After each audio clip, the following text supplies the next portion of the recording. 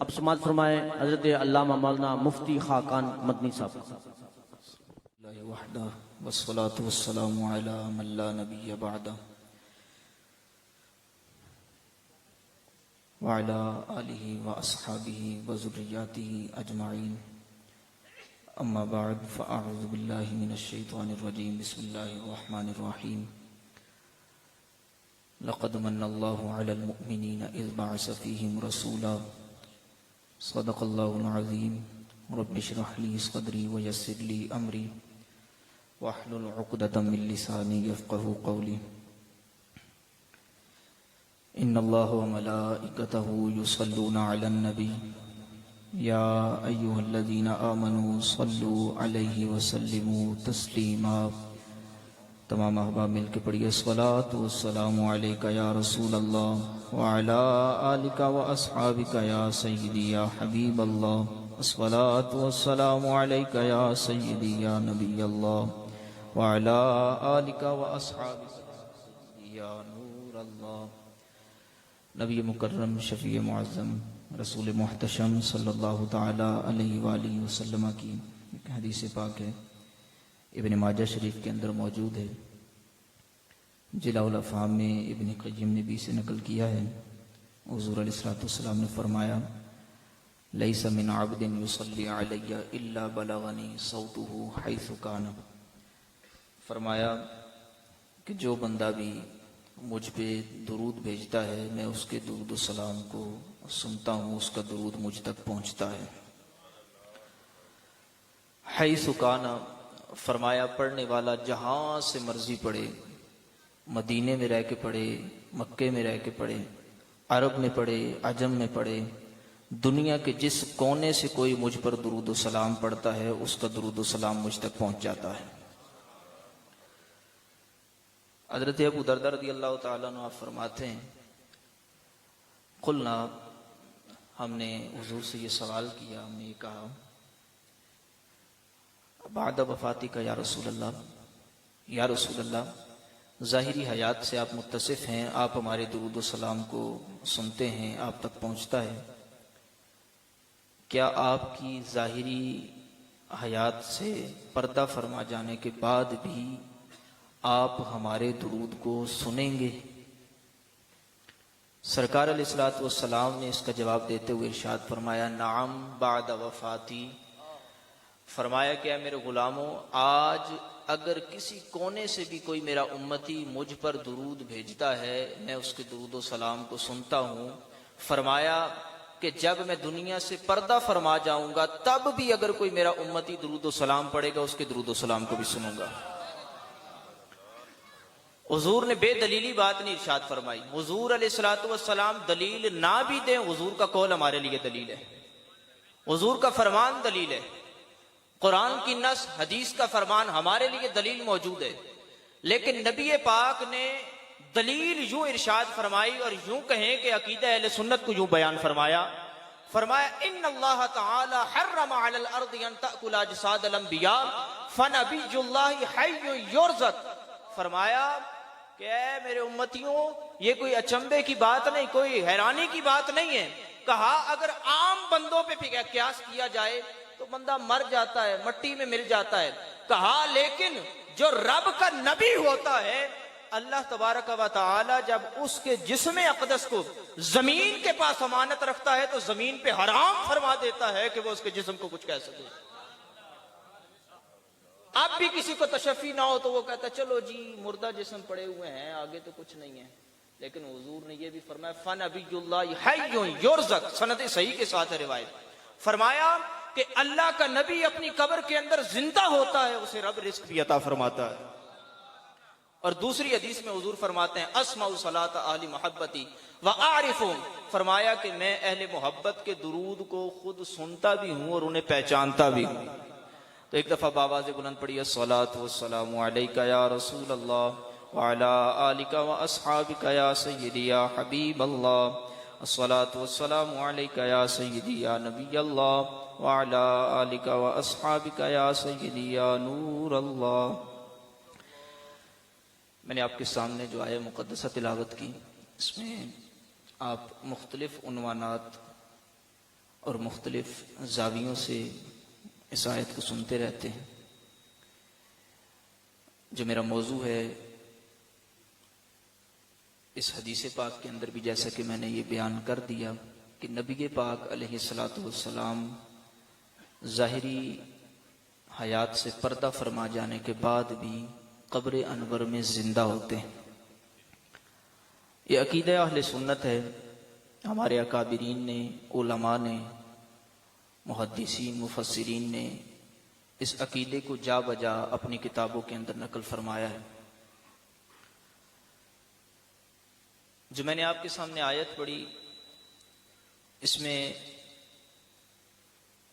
ظاہری آیت کو پڑھا جائے تو آمد مصطفیٰ کا تذکرہ ہے، اور اگر باریک بینی سے دیکھا جائے تو حیات مصطفیٰ کا تذکرہ بھی ہے. رب نے فرمایا لقد من اللہ علی المؤمنین اذ بعث فیہم رسولا، فرمایا کہ اللہ نے مومنین پر یہ احسان فرما دیا کہ ان میں اپنا شانوں والا رسول بھیج دیا ہے. یہ تو ہے آمد مصطفیٰ. آپ کہیں گے اس میں حیات مصطفیٰ کا پہلو کیسے نکلتا ہے؟ ایک چیز مختصر انداز سے آپ کے سامنے عرض کروں گا، توجہ میری طرف رکھیے گا. حیات مصطفیٰ کا پہلو اس سے یوں نکلتا ہے کہ رب نے فرمایا من اللہ علی المؤمنین، میں نے احسان کیا ہے. رب نے کوئی احسان جتلایا نہیں. رب نے یہ نہیں فرمایا میں نے آنکھیں دی احسان کیا، پاؤں دیے احسان کیا، زندگی دی احسان کیا، نعمتیں دی احسان کیا. نہ، شکر کی طرف ہمیں دعوت دی ہے رب نے کہ نعمتوں کا شکر ادا کرو، لیکن کسی نعمت پہ رب نے یہ نہیں کہا کہ یہ میں نے تم پہ احسان کر دیا ہے. نبی پاک علیہ الصلوۃ والسلام صرف وہ نعمت ہیں جن کے متعلق رب نے فرمایا میں نے احسان کر دیا ہے. میں اگر عمر دراز صاحب بیٹھے ہیں، میں ان کو کہتا ہوں کہ یہ جی آپ کو میں موبائل گفٹ دیتا ہوں، یہ موبائل استعمال کرتے ہیں. کچھ عرصے بعد میں کہتا ہوں جناب اب یہ ایک ہو سکتا ہے کچھ عرصے تک یہ کہیں جی ماشاءاللہ بھیا احسان کیا، انہوں نے دیا مجھے تحفہ. اور بالخصوص احسان تب ہوتا ہے جب ضرورت ہو. تو رب فرما رہے کہ احسان کیا تو گویا رب یہ بھی بتا رہا ہے کہ اے مومنو ان کے بغیر تمہارا چارہ نہیں، ان کی ضرورت تمہیں تھی. ان سے کنارہ کشی کہا کہ ہے خلیل اللہ کو حاجت رسول اللہ کی. کہا یہاں پہ تو وہ دربار ہے، ضرورت ہے تو احسان تب ہوتا ہے. تو میں اگر انہیں دے دوں ان کی ضرورت کے وقت موبائل انہیں ضرورت ہو، پھر ہفتے بعد یہ لوگوں کو کہتے ہیں احسان ہو گیا احسان ہو گیا، میں کہوں جناب عمر بھائی واپس کریں موبائل، یہ کہیں گے چنگا احسان ہوئے. لوگوں کو کہیں گے شاید میسج کر کے بتائیں یار الٹ ہو گیا صاحب. احسان تب تک رہتا ہے جب نعمت میں بقا ہو. جب نعمت باقی رہے تو احسان ہوتا ہے. اگر احسان میں سے آپ نعمت ہی واپس لے لیں تو کوئی اسے احسان نہیں کہتا. تو جب رب نے کہا کہ میں نے محبوب بھیج کر احسان کیا تو گویا رب یہ بتا رہا ہے کہ اے لوگوں تم نے اپنا محبوب بھیج دیا، اب احسان کر دیا، اب تمہارے پاس میرا شانوں والا رسول آ گیا، اب یہ مرا نہیں، میں نے اس کو حیات جادوانی عطا فرما دی ہے.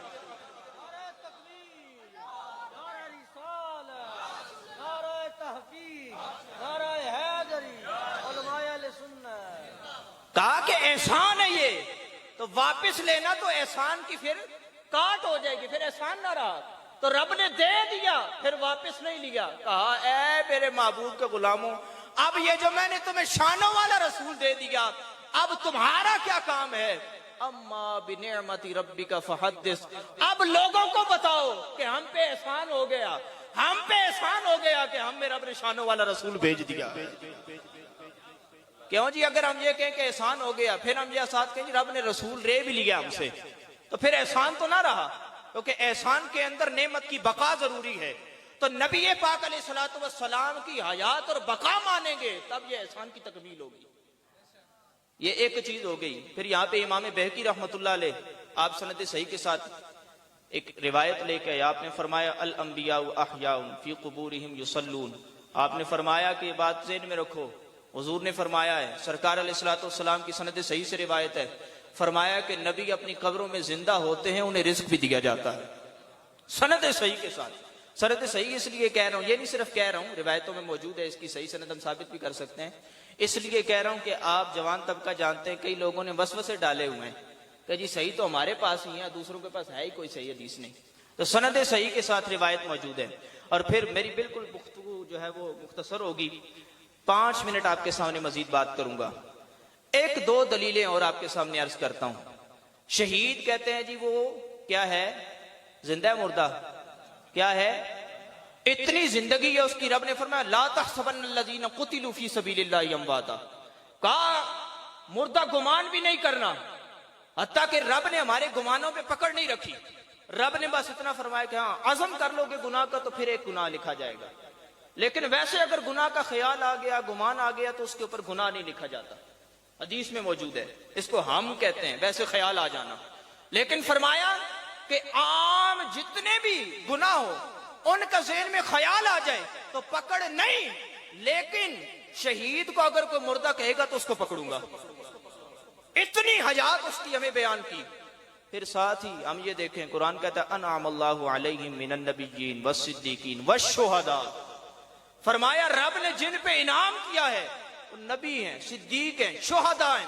شہداء تیسرے درجے میں ہیں. تو میں نے کہا جب تیسرے درجے والے کی حیات کا یہ عالم ہے کہ رب فرماتا ہے مردہ گمان بھی نہیں کرنا، تو نبی پاک علیہ الصلوۃ والسلام کی حیات کا کیا عالم ہوگا؟ تیسرے درجے کی حیات ان کا یہ عالم ہے کہ رب کہتا ہے لا تحسبن الذین قتلوا فی سبیل اللہ امواتا. اور قرآن سے کہیں، قرآن کہتا ہے ما کان لکم ان تؤذوا رسول اللہ ولا ان تنکحوا ازواجہ من بعدہ ابدا. رب نے فرمایا عام تو شہید کی حیات سے اب کہیں گے جی یہ کیسے ہو گیا بھائی، ایسے کیسے حیات ثابت ہو سکتی ہے، بڑا درجہ کیسے؟ میں نے کہا بھائی بات یہ ہے کہ اگر شہید مر جائے تو شہید کی بیوی سے کوئی اور عدت کے بعد اس سے نکاح کر سکتا ہے، حلال ہے. لیکن اللہ نے اپنے محبوب علیہ الصلوۃ والسلام کے بارے میں فرمایا کہ اللہ کے رسول کو اذیت نہ دو، اگر وہ دنیا سے چلے بھی جائیں تو وہ پوری امت کے لیے کسی کے لیے حلال نہیں رہتے. فرمایا کہ حلال نہیں کہ کوئی ان کے ساتھ نکاح کرے. تو علماء فرماتے ہیں کہ جب کسی کے عقد میں کوئی عورت موجود ہو تب ہی نکاح نہیں ہو سکتا. تو جب مصطفیٰ کریم دنیا سے چلے بھی گئے ان کا رشتہ ازدواج ختم نہیں ہوا. یہ دلیل ہے کہ مصطفیٰ کریم علیہ الصلوۃ والسلام دنیا سے جانے کے بعد بھی زندہ. اور پھر حضرت عمر رضی اللہ تعالیٰ عنہ کے دور مبارک میں وہ کہتے ہیں یا رسول اللہ کیوں کہتے ہو جی؟ یا تو زندہ کو کہتے ہیں. میں نے کہا زندہ مانتے ہیں تو اس لیے کہتے ہیں. مردہ کہا کس نے؟ جو مردہ کہے وہی مردہ ہے واللہ، تو زندہ ہے واللہ، تو زندہ ہے واللہ، میری چشم عالم سے چھپ جانے والے. جب احمد رضا نے دیکھا نا، اب کیا جو سامنے دیکھ لے وہ کیسے مردہ کہے؟ جب امام اہل سنت نے سامنے دیکھا نبی پاک کو، جب تاجدار گولڈا نے سامنے دیکھا مصطفیٰ کو، تو وہ کیسے مردہ کہہ سکتے تھے؟ وہ تو یہی کہتے تو زندہ ہے واللہ، تو زندہ ہے واللہ، میری چشم عالم سے چھپ جانے والے. اب کیسے وہ مردہ کہیں؟ وہ سامنے دیکھ لیا، ظاہری حیات میں دیکھا، آنکھیں باندھ نہیں، خواب کی باتیں نہیں. امام سیوطی رحمۃ اللہ علیہ کے متعلق آتا ہے، اتنے بڑے محدث ہیں، آپ کو 70 دفعہ نبی پاک علیہ الصلوۃ والسلام کو ظاہری حیات میں سامنے جاگتی حالت میں دیدار ہوا. جو ایسے دیکھا ہو جس نے، وہ کیسے کہے کہ مردہ ہے؟ وہ کیسے کہہ سکتا ہے؟ حضرت عمر رضی اللہ تعالیٰ عنہ کے دور میں قید پڑ گیا. سند صحیح کے ساتھ اس روایت کو مختلف علماء لے گئے. امام ابن حجر اسقلانی نے اس کی سند کو صحیح قرار دیا، امام بہقی نے اس کو صحیح قرار دیا. روایت کیا ہے کہ حضرت عمر رضی اللہ تعالیٰ عنہ کے دور میں قحط پڑ گیا، اور قحط کی کیفیت اتنی بدحالی ہو گئی کہ اس وقت لوگوں کے پاس کھانے کو کچھ نہیں، پینے کو کچھ نہیں، لوگ مرنا شروع ہو گئے، جانور مرنا شروع ہو گئے. ایک غلام حضور کا وہ سرکار کی بارگاہ میں گیا، قبر انور کے پاس جا کے کہتا یا رسول اللہ اسقی لامتک، استسقی لامتک، یا رسول اللہ اپنی امت کے لیے بارش طلب کیجیے. حضور دنیا سے پردہ فرما چکے ہیں، قبر انور کے سامنے جا کے ایک امتی یہ کہتا ہے یا رسول اللہ. میں نے کہا اس نے بتا دیا سرکار کی زندگی کے بعد بھی حضور کو یا رسول اللہ کہہ سکتے ہیں. استسقی لامتک، اپنی امت کے لیے پانی طلب کیجیے، بارش مانگیے. فَإِنَّهُمْ قَدْ هَلَكُوا، ہلاک ہو رہی ہے. سرکار علیہ الصلوۃ والسلام کے سامنے یوں استغاثہ کر کے وہ جا کے رات کو سویا. سوتا کیا ہے؟ اس کا مقدر جاگ اٹھا. مصطفیٰ کریم خواب میں تشریف لے آئے. میرے آقا کریم علیہ الصلوۃ والسلام نے ارشاد فرمایا کہ اے میرے غلام تو نے ہم سے پانی مانگا تھا. جناب عمر کا دور ہے. اللہ کے رسول نے فرمایا کہ عمر کے پاس جاؤ فَأَخْبِرْهُ السَّلَامِ, ان کو میرا سلام دینا اور انہیں یہ خبر دینا اِنَّكُمْ مُسْتَقِيمُونَ, اللہ تمہیں بارش عطا فرمائے گا, اللہ تمہیں بارش عطا فرمائے گا. میں نے کہا لوگ کہتے ہیں نبی کو کیا پتا کل کیا ہوگا. میں نے کہا وہ تو دنیا سے جانے کے بعد غلاموں کو کہہ رہے ہیں آگے بارش ہونے والی ہے. یہ ہے وَمَا هُوَ عَلَى الْغَيْبِ بِضَنِينٍ, کہا کہ میرا محبوب وہ ہے جس کو میں نے غیب کا علم بھی دیا اور پھر ان میں بخل بھی نہیں رکھا. وہ سب کو غیب کی خبریں دیتے ہیں, بخیلی نہیں رکھی. تو اب حضرت عمر کے پاس آئے. حضرت عمر تو وہ ہیں کہ شیطان دیکھ کے رستہ بدل لے. حضرت عمر وہ ہے, میرے مصطفیٰ نے فرمایا کہ شیطان حق کے لیے بولتا ہے اپنا. حضرت عمر رضی اللہ تعالیٰ عنہ کے متعلق حضور نے فرمایا کہ عمر کی تلوار کبھی بھی کسی اہل ایمان کے اوپر نہیں اٹھ سکتی, ایماندار کے اوپر نہیں اٹھ سکتی. مصطفیٰ کی حدیثیں موجود ہیں. حضرت عمر کی یہ شان بیان کی, شیطان دور بھاگے. میں نے کہا یہاں پہ اگر شرک ہو رہا ہوتا, یہاں پہ بدعت ہو رہی ہوتی, یہاں پہ کوئی نافرمانی رسول اللہ کی ہو رہی ہوتی, یہاں پہ کوئی شیطانی کام ہو رہا ہوتا, تو حضرت عمر اس کو کہتے او کس کا سلام لایا, خوابوں کی کوئی تھوڑی ہوتی ہیں باتیں. حضرت عمر نے اس کی بات پوری سنی بھی. حضرت عمر رضی اللہ تعالیٰ نے سلام بھی قبول کیا, رونے لگ پڑے کہ مصطفیٰ نے سلام بھیجا ہے. اور پھر حضرت عمر کے دور میں بارش بھی ہوئی, اتنی بارش ہوئی, روایتوں میں آتا ہے کہ بارش کی وجہ سے جتنا قحط پڑا تھا سارا دور ہو گیا. میں نے کہا حضرت عمر نے مہر یہ سخت فرما دی. فرمایا اس ایک روایت کے اندر حضرت عمر عقیدے 2-3 دے گئے. فرمایا کہ نبی حیات ہیں, نبی زندہ ہیں, اور ان کے اس پردہ فرما جانے کے بعد بھی قبر انور سے استغاثہ بھی جائز ہے, مدد بھی مانگی جا سکتی ہے, اور حضور کو دنیا سے جانے کے بعد یا رسول اللہ کہہ کے بلایا بھی جا سکتا ہے. یہ حضرت عمر نے خود مورے لگا دی ہیں. اب ہم تو ان کے ماننے والے ہیں. اور پھر ایک آخری روایت آپ کے سامنے رکھتا ہوں, امام عاجری رحمۃ اللہ علیہ شریعہ کے اندر اس کو سند صحیح کے ساتھ لے کے آئے ہیں. وہ روایت کیا ہے, اس روایت پہ میں اختتام کروں گا اس اپنے جملوں کا. حضور علیہ الصلوۃ والسلام وصال فرما چکے. حضرت ابو بکر صدیق کا زمانہ آ گیا. حضرت ابو بکر صدیق کا وصال ہونے والا ہے. سرکار علیہ الصلوۃ والسلام کی قبر انور کے پاس آپ خواہش کرتے ہیں. حضرت ابو بکر کہتے ہیں کہ میں جب دنیا سے چلا جاؤں گا, میری روح نکل جائے گی, تو تم لوگوں نے کیا کرنا ہے کہ میری میت کو, میرے جسد خاکی کو تم نے سرکار کے روزے کے سامنے رکھ دینا ہے.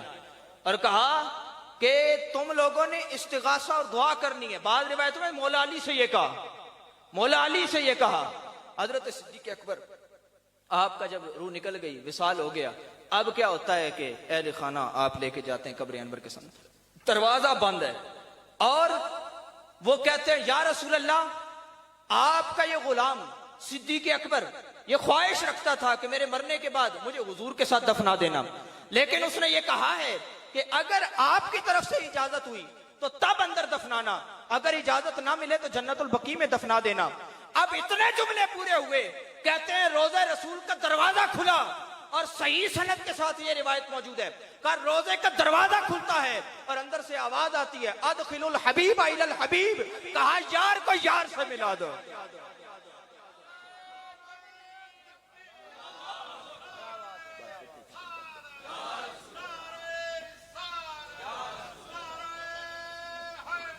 یا علی یا علی, زندہ باد.